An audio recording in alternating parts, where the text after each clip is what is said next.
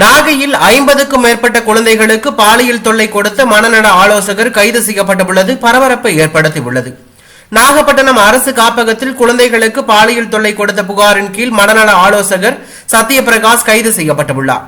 அரசு காப்பகத்தில் இருந்து 50க்கும் மேற்பட்ட குழந்தைகளுக்கு தொடர் பாலியல் தொல்லை கொடுத்ததாக மனநல ஆலோசகர் சத்யபிரகாஷ் தற்போது கைது செய்யப்பட்டுள்ளார்.